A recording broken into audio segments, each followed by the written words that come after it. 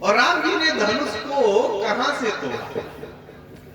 राम जी ने धनुष को कहां से तोड़ा?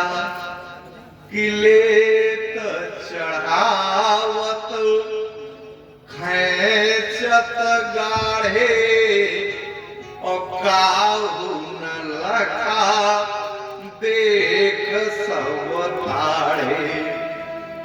तेहि छन राम माध्य धनु तोरा और भरे भुवन धुनि घोर कठोरा। राम जी ने धनुष को मध्य से तोड़ा। अच्छा, राम जी ने धनुष को मध्य से क्यों तोड़ा? क्योंकि हमारे यहाँ 3 राम हुए हैं, 3 राम। बड़े वाले राम हैं जिनको परशुराम कहा गया, उनका पहले नाम राम ही था। परशुराम जी का नाम पहले राम ही था। उनको तो फरसे से इतना ज्यादा प्रेम हो गया कि उनको परशुराम फिर कहना पड़ा। यद्यपि शास्त्रों में उनका नाम राम ही है।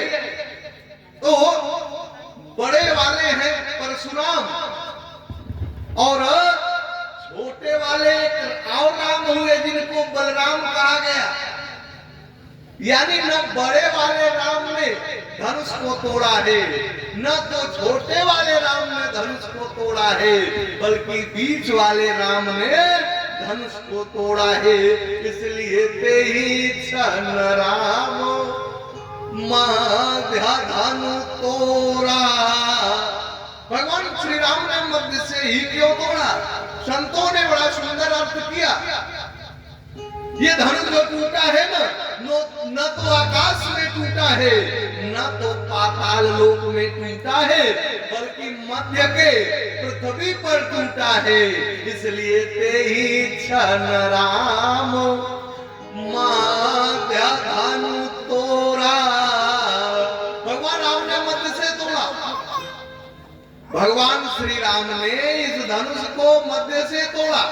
तो इसलिए बाबा मध्य कह रहे हैं कि न तो धनुष ऊपर से टूटा है, न तो धनुष नीचे से टूटा, बल्कि वो धनुष बीच से टूटा है।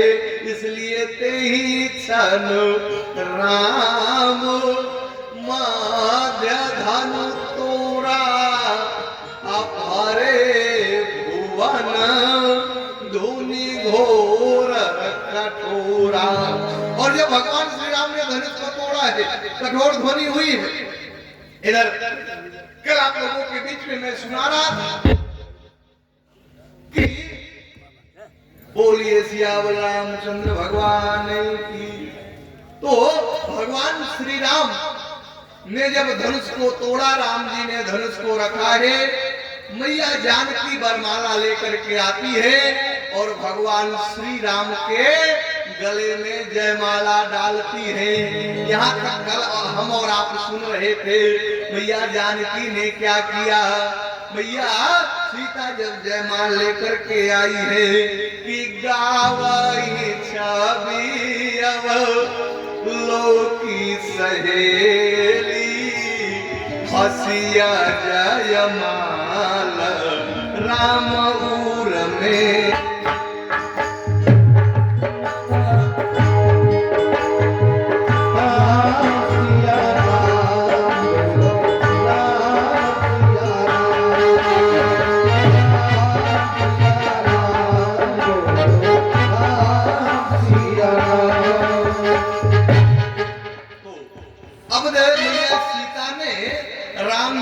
गले में जयमाल डाला। अच्छा, हम एक बार गए थे झारखंड में कथा करने ना, तो एक व्यक्ति ने पूछा महाराज, अच्छा प्रश्न भी करने वाले गजब गजब मिलते। तो एक व्यक्ति ने पूछा कि सीता जी ने जो माला राम जी को पहनाई है वो कौन से फूल की माला थी, कौन से फूल? तो ये आप लोग भी जान लीजिए कि वो कौन से फूल की माला थी। वो कमल के फूल की माला थी जो मैया जानकी ने पहनाया है। क्योंकि सोहत जन जुग जलज सनाला, जलज माने कमल होता है, बड़े प्रबुद्ध मास्टर साहब बैठे हैं, जानते हो। तो बाबा संकेत कर रहे हैं कि सोहत जनु जुग जलज सनाला, शशि सभीत देत जयमाला, गावहि छवि अवलोक सहेली, असिय जयमाल राम उर्मिली। तो वो कमल की माला थी, कमल के पुष्पों की। अच्छा, एक व्यक्ति ने तो बड़ा गजब प्रश्न किया, उसने कहा महाराज जी, जब हनुमान जी लंका में गए थे और हनुमान जी ने लंका को जब जलाया, तो हनुमान जी के पूंछ में वो कौन सा राक्षस था जो पहले आ गया हनुमान जी के पूंछ में? हम कहे यार ये तो हमें नहीं पता है। कहा नहीं आप बताइए, कुछ तो बताइए। अब बहुत जिद करने लगा तो हमने भी कह दिया कि हमको तो लग रहा था कि तुम ही थे, उस समय तुम ही रहे हो। अब कौन से राक्षस ने लगाया ये तो शास्त्रों में भी वर्णन नहीं। तो उसने कहा नहीं आप बताइए कौन लगाया, कि हो सकता है तुम ही रहे हो, उस समय तुम थे लंका में, उस योनि में तुम्हारा जन्म हुआ हो। तो पर्सनली गजब गजब के लोग करने वाले हो जाते। एक जगह एक व्यास जी गए थे कथा सुनाने, 9 दिन तक कथा सुनाए, 9 दिन तक। और जब जाने लगे तो एक व्यक्ति पहुंच गया उनके पास और पहुंच करके कहने लगा महाराज आप 9 दिन से कथा सुना रहे थे, बड़ा अच्छा, बड़ा आनंद आया आपकी कथा सुन करके, लेकिन एक बात हमारे समझ में नहीं आ रही। तो हमने पूछा क्या नहीं आ रहा? तो उसने कहा कि हमें ये नहीं समझ में आ रहा है कि राम राक्षस थे कि रावण राक्षस, राम राक्षस थे कि रावण राक्षस था। अब वो पूछ रहा है कि 9 दिन कथा सुनने के बाद कि राम राक्षस थे कि रावण राक्षस था, यह बात समझ में नहीं आई हमें। तो महाराज जी ने कहा कि देखो न राम राक्षस थे न रावण राक्षस थे, राक्षस तो मैं था जो तुम्हारे जैसे राक्षस को कथा सुनाया, तो मैं राक्षस तो मैं। तो गजब गजब के लोग प्रश्न करने वाले। लेकिन मैया जानकी में कमल के फूलों की माला बनी है, उसी को मैया ने राम जी को पहना। अब देखिए एक बात यहाँ और भिन्नता है, शास्त्रों को यदि देखा जाए तो आजकल जयमाल की प्रथा हो गई है। जयमाल आप जहां देखो ना वहां जयमाल, जयमाल से ही विवाह हो रहा है। अच्छा जयमाल से विवाह हो रहा ना, तो कन्या जो होती है वो वर को माला पहना रही है और वर कन्या को पहना रही है। लेकिन हमारे शास्त्रों में ऐसा नहीं है। राम जी ने सीता जी को माला नहीं पहनाया है, ये मैं प्रमाण बोल रहा हूं। किसी को यदि भिन्नता लगे तो हम दिखा देंगे, कल सुबह आइएगा कमरे। राम जी ने सीता जी को जयमाला नहीं पहनाया, मैया जानकी ने राम जी को पहनाया, क्योंकि कन्या वर का वर्ण करती है, वर कन्या का वर्ण नहीं करती। और ये जो माला है ये स्वयंवर था, तो इसलिए कन्या को अपना वर चुनने का अधिकार था, इसलिए मैया जानकी माला पहनाई, राम जी नहीं पहनाए। और हमारे यहाँ विश्व प्रसिद्ध रामनगर की रामलीला होती है काशी में, आदरणीय बाबा जी गए हैं, देखे भी हैं। विश्व प्रसिद्ध रामलीला वो होती है, उसमें आप कभी जाकर के देखेंगे तो उस रामलीला में राम जी माला नहीं पहना, आज भी नहीं पहना। लेकिन यहाँ तो परंपरा सब अपने मन से जो इच्छा वो बनाई, सब अपने मन के मालिक हैं। शास्त्रों में कोई प्रमाण किस चीज का न हो, लेकिन अपने से परंपरा प्रारंभ होता है। लेकिन मैया जानकी ने भगवान श्री राम के गले में जयमाल डाला, और जब जयमाल पड़ा है, कल मैं सुना रहा था कि सीता जी अब राम जी का पैर पकड़ना चाहती है, लेकिन वो पहनी है पत्थर के लगे हुए नग है, अंगूठी पहनी है।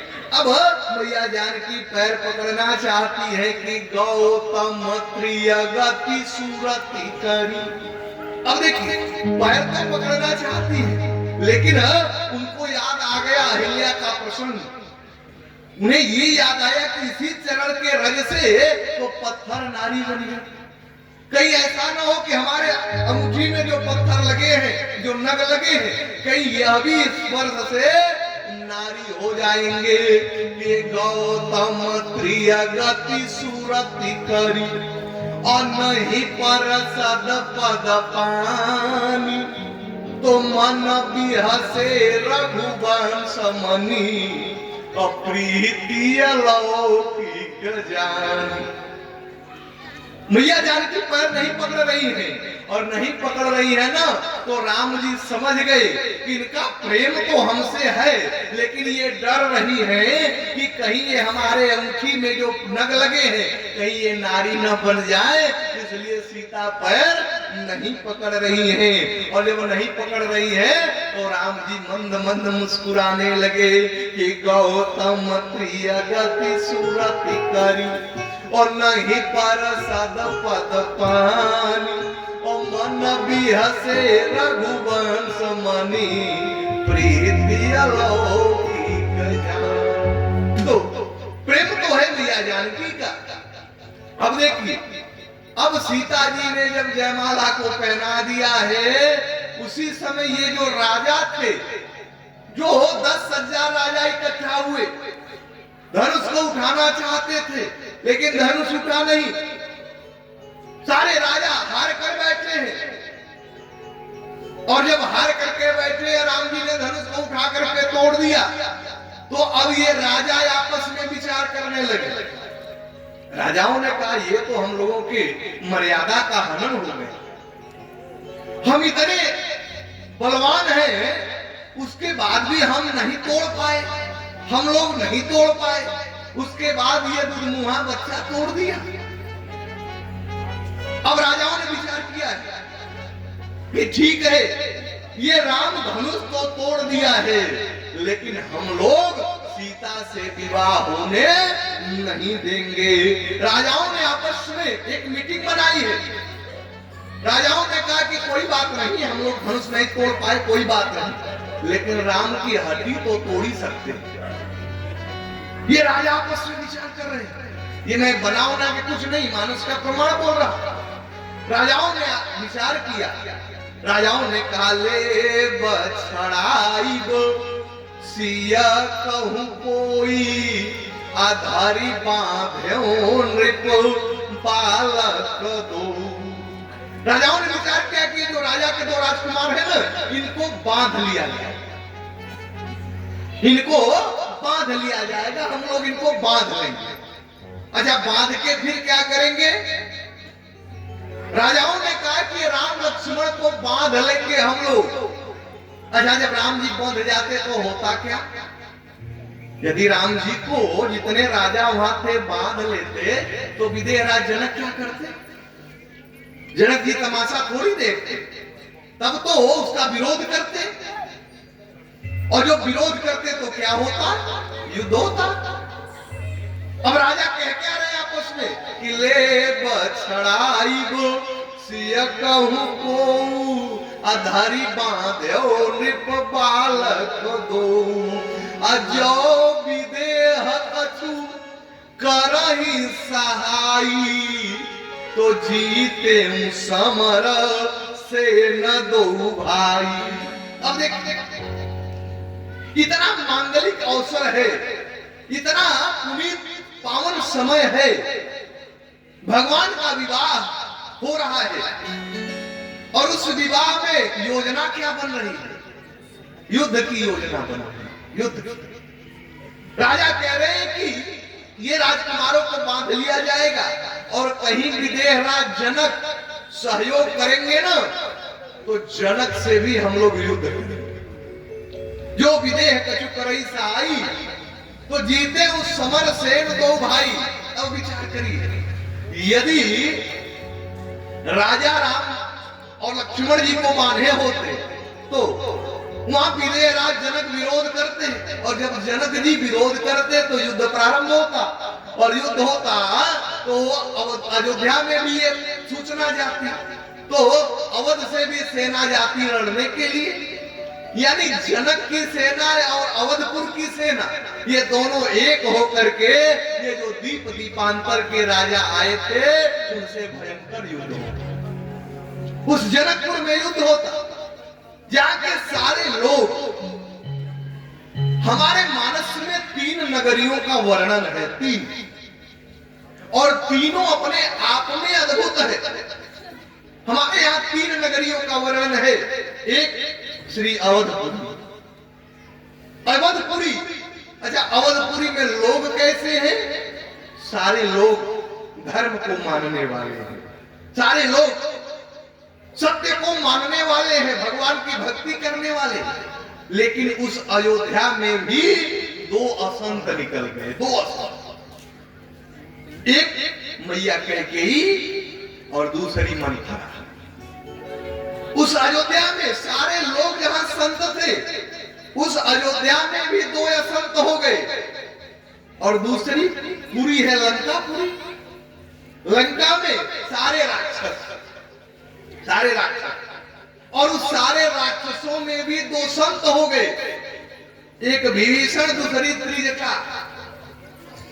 सारे राक्षसों के बीच में भी 2 भक्त निकल गए, एक त्रिजटा और दूसरे विभीषण। अयोध्या में सब संत, 2 असंत, एक मंथरा और दूसरी कैकेयी। लेकिन तीसरी पुरी है मिथिलापुरी, वहां कोई असंत नहीं निकला, बल्कि बाबा क्या कह रहे हैं कि पुर नार नारी सुभग सूचि संता अधर्मशील ज्ञानी गुणवंत। सीताराम सीताराम सीताराम कहिए, जय तेरा तेरा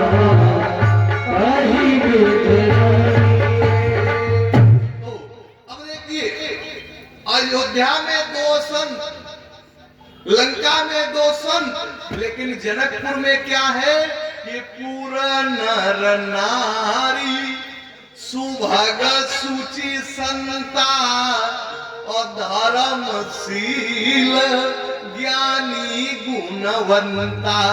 जनकपुर में सारे ज्ञानी है, सारे धर्मशील व्यक्ति है, क्योंकि विदेह राज जनक का नगर है, वहां सारे लोग संत है, कोई असंत नहीं है। इतनी पवित्र पावन नगरी में जगत नियंता जगताधार अखिल कोटि ब्रह्मांड नायक भगवान श्री राम के विवाह में खून की नदी बहाने की योजना राजा बना रहे। खून की नदी बहाने, वहां भयंकर युद्ध होता। दीप दीपांतर के राजा आए थे, अवधपुर और जनकपुर की सेना एक तरफ होती और वहां युद्ध होता। और जब युद्ध होता तो कितना अनर्थ हो जाता। अब परशुराम जी जब धनुष टूटा है और ध्वनि हुई है, इतनी कठोर ध्वनि हुई ना कि परशुराम जी भी उपासना कर रहे थे और उपासना से उठ गए। निवेदन करो, इस मौके पर परशुराम जी का आगमन हुआ।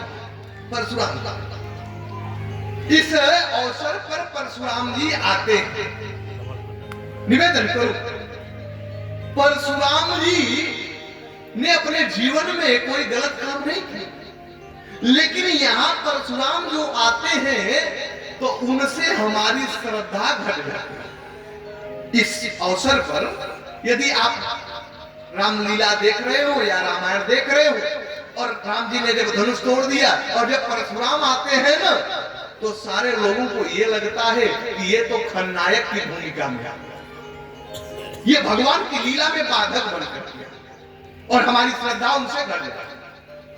जितनी श्रद्धा हमारी पार्वती जी से है, उतनी श्रद्धा हम सती से नहीं कर पाए। विचार करिए, जितनी श्रद्धा हम पार्वती जी से रखते हैं, उतनी श्रद्धा हम सती जी के प्रति नहीं रखते। यद्यपि सती और पार्वती एक ही है, लेकिन पार्वती जी से हमारी श्रद्धा है, सती से श्रद्धा नहीं रह पाती। उसका कारण एक ही है कि सती जी ने कथा का अनादर किया था, कथा को मन से नहीं सुना था और भगवान शिव ने उनका परित्याग किया। लेकिन पार्वती जी ने ऐसा कुछ नहीं किया। इसलिए हम पार्वती की के प्रति श्रद्धा रखते हैं और माँ पार्वती का ही उदाहरण दिया जाता है कि देखिए भगवान शंकर और माँ पार्वती का दाम्पत्य कितना सुंदर चला है, लेकिन सती और शिव का उदाहरण हम नहीं देते। क्यों नहीं देते? उसका कारण यही है कि सती ने कथा को मन से नहीं सुनी। आज परशुराम जी के प्रति हमारी श्रद्धा यहाँ घट जाती है। यार इतना सुंदर अवसर था, इतना पवित्र पावन कार्यक्रम चल रहा था, उसमें परशुराम आ गया। लेकिन परशुराम जी एक अवतारी भगवान के जो 24 अवतार हुए हैं उसमें से एक अवतार परशुराम जी का भी है। और परशुराम जी ने यह विचार किया कि एक अवतारी के रहते दूसरे अवतारी के लीला में बाधा बने, यह मैं होने नहीं दूंगा। परशुराम जी और उस समय ये जो राजा योजना बना रहे थे ना युद्ध करने की, ये राजा धरती पर किसी से डरते थे तो सिर्फ परशुराम जी से डरते थे। परशुराम जी ने सोचा कि भगवान राम का विवाह होने जा रहा है और ये राजा सब योजना बना रहे हैं खून की नदियां बहाने के लिए। उसी समय ठीक समय पर परशुराम जी ने क्या किया कि ते अवसर सुनी शिवधन भंगा आया हूँ मृगुकुल कमल पतंग। सीताराम सीताराम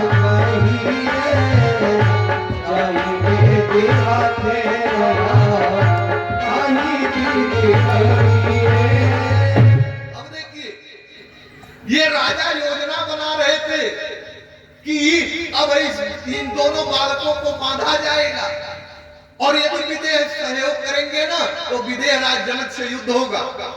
उसी ठीक समय पर परशुराम जी आ गया।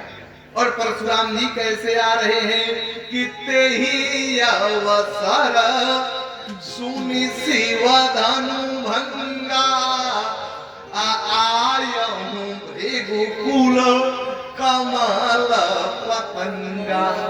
अब निवेदन कर, ते ही अवसर, जीवन में अवसर का बड़ा महत्व है। अवसर यदि हम अवसर पे चूक जाएंगे ना तो फिर जीवन में सफलता मिलने वाली नहीं है। व्यक्ति को जीवन में अवसर का ध्यान देना चाहिए। और यदि आप मानस को पढ़ेंगे ना तो गोस्वामी तुलसीदास जी ने अवसर पर विशेष प्रकाश डाला। विशेष यहाँ पर बाबा दर्शन करा रहे हैं कि ते ही अवसर सुनि शिव धनु भंगा। अब देखिए परशुराम जी अवसर पर आए और उसके बाद बाबा कह रहे हैं कि ते ही अवसर और सीता कहाँ आई तो गिरजा पूजन और जननी पठाई। देखिए जीवन में अवसर का कितना महत्व है, इसलिए अवसर का ध्यान रखना चाहिए। आज उसी ठीक समय पर परशुराम जी का पदार्पण होता है और जब उस सभा में परशुराम जी आते हैं और जब परशुराम जी आए ना, दिव्य स्वरूप है, मस्तक पर तेज विराजमान है, मस्तक पर चंदन को लगाए हैं, हाथ में फरसा लिए है और दिव्य स्वरूप परशुराम जी का है। और जब परशुराम जी का पदार्पण उस सभा में होता है तो ये जो राजा थे ना, और जब राजाओं ने परशुराम जी को देखा तो इनकी पैंट गीली हो गई। ये जो युद्ध की बात कर रहे थे सारी बात भूल गए। अब राजा जब परशुराम जी को देखे, परशुराम जी आए हैं, विदेहराज जनक ने प्रणाम किया है, मैया जानकी ने प्रणाम किया और ये राजा भी उठे।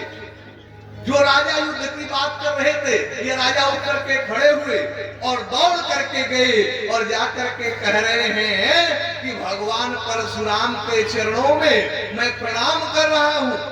अपने पिता का नाम ले ले करके ये राजा दौड़ दौड़ के प्रणाम कर रहे हैं। जैसे कि यदि कोई सभा लगी हो और उसमें कोई मुख्यमंत्री प्रधानमंत्री आ जाए ना तो सारे लोग जाके हाथ ऐसे जोड़ते हैं कि वो भी हमको कम से कम देख ले। आज मानो उस सभा में जो ये राजा युद्ध की बात कर रहे थे, परशुराम जी का दर्शन होते ही सारा युद्ध भूल गया और राजाओं ने क्या किया कि पीतू समेत कही कही निज नामा आगे करन सब दंड प्रणाम। सीताराम सीताराम सीताराम कहिए जय बेरा तेरा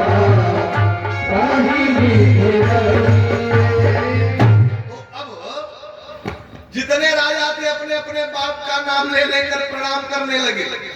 जब प्रणाम कर लिए ना परशुराम जी के हटो, अब परशुराम जी आगे बढ़े, गुरुदेव विश्वामित्र आए, आकर के गुरुदेव विश्वामित्र भी प्रणाम करते हैं और जब प्रणाम गुरुदेव कर लेते हैं भगवान श्री राम ने भी प्रणाम किया है, लक्ष्मण जी ने भी प्रणाम किया है। तो सारे लोग तो अपना अपना नाम और अपने पिता का नाम लेकर के प्रणाम कर रहे थे, लेकिन भगवान श्री राम ने सिर्फ प्रणाम किया है, राम जी ने नाम नहीं लिया।